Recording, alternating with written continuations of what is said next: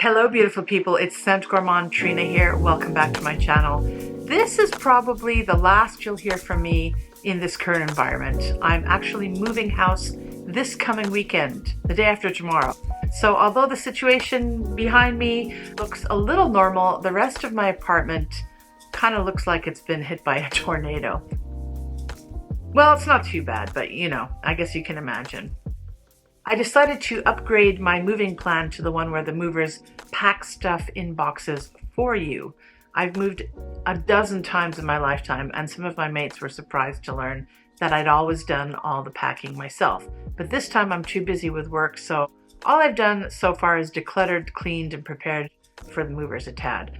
Perhaps I'll film it. Would you be interested in witnessing such chaos? Let me know below.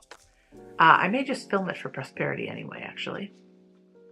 Anyway, so today we're having a quick look at a couple of frags from Coach of American handbag fame. They've released at least 37 fragrances to date, but they only started producing them around 207 or thereabouts when the eponymous white floral Coach first came out. My two little 30 ml fragrances here are from the most recent Coach the Fragrance line, of which there are now 6, I believe. I have the first 2 of that line, which came out in 2016, but I'll mention the others after perhaps.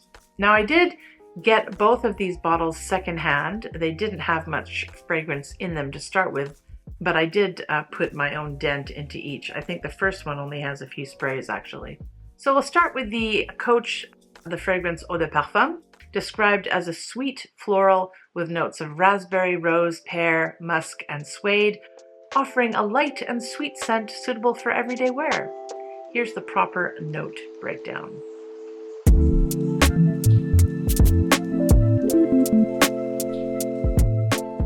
The noses behind this release are Anne Filippo, very famous perfumer, and Juliette Karaguezoglu. I think I'm pronouncing that correctly. Apologies if I'm not.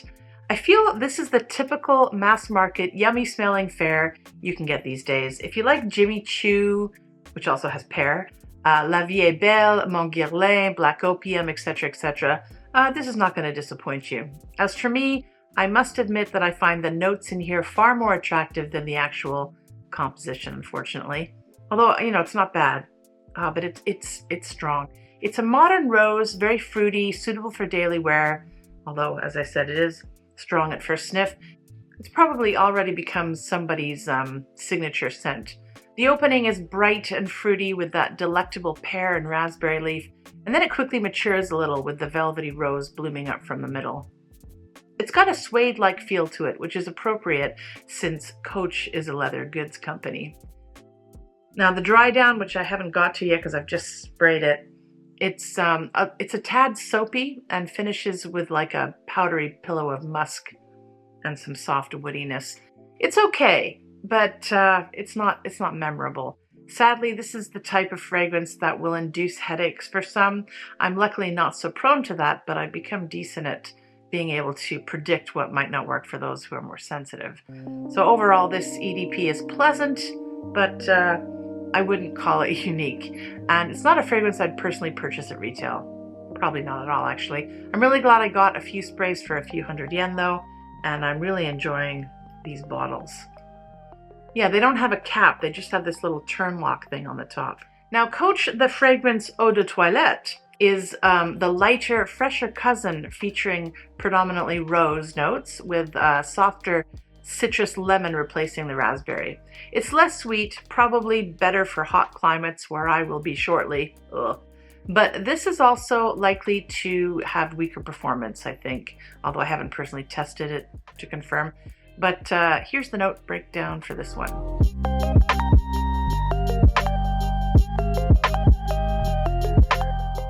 Now there are different perfumers for this fragrance, which is odd to me since this is an EDT version and not a flanker. We have Sonia Constant and Natalie Graciacetto. I'm assuming Natalie's name is Italian, so I'm using Italian pronunciation conventions there. Again, apologies if I botched that. You know, to me, this is more than just a lighter version of the original. It's different. There are similarities in the note breakdown, but just as many differences to make it different, I feel. I'm the type of person that usually goes for the EDP when there's an EDT available, just based on typically performance. No need to get both, right? But this EDT this time around is different enough that it's worth getting both if you already have the EDP, assuming of course you like both. This fragrance is brighter, lighter, more energetic, and fresher than the EDP version. It's described as a floral green composition. And yeah, it's greener and definitely less sweet. And thankfully, it still has the pear in it, which I love.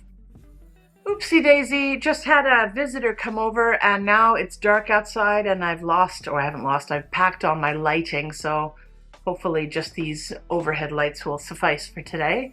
Anyway, where were we? This is basically tangy pear with citrus squeezed on top, smothered in white roses and a few jasmine petals stirred in, and some woody musk waiting eagerly at the base. Hard not to like. I think if you like, oh yeah, that's nice. If you like Chance or Chance by Chanel, you'll probably like this. But once again, my friends, nothing wildly unique or interesting or intriguing. It's certainly an easy grab during warmer months when you don't want to think about too much.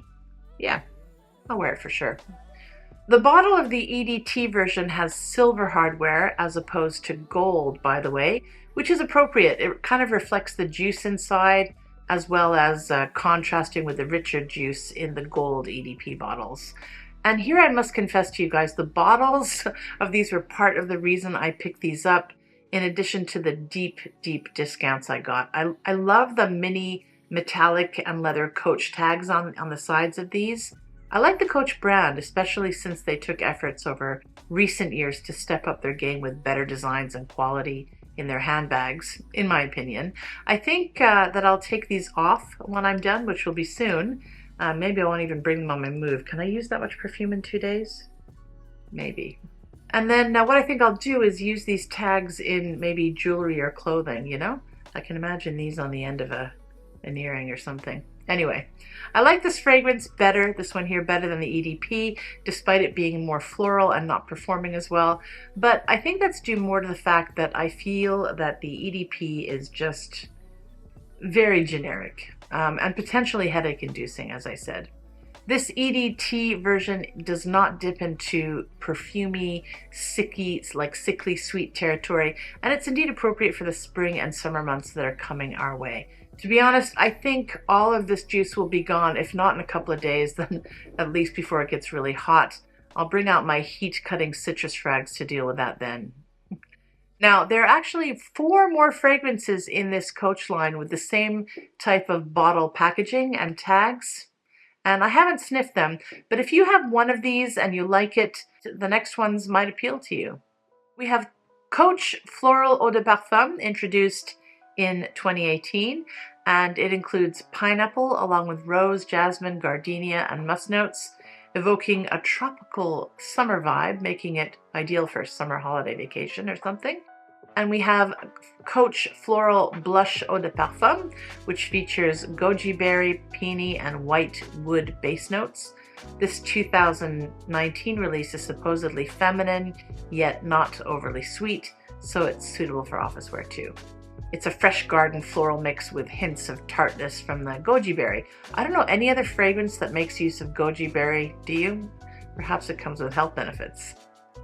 Coach Wild Rose came out in 2022 with red currant, bergamot, rose and jasmine, and ambroxan, tonka bean, and moss.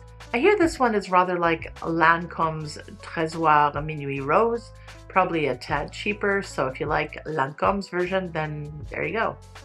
In 2023, we got the most recent release to date from Coach, the Love Eau de Parfum. This one has strawberry, rose, and cedarwood. It sounds pretty and girly and likely also artificial smelling in my guess. Based on the ingredient list though, this is something I'd be more comfortable blind buying from the likes of Bath & Body Works or The Body Shop, or the kind of body mist selling brand, you know? Okay, my lovelies, I shall see you in the next one, whenever that is. I'm moving next to a park, so maybe in the future I'll film outdoors. We'll see. Smell you later, my lovelies. Scent Gourmand signing out. Mwah.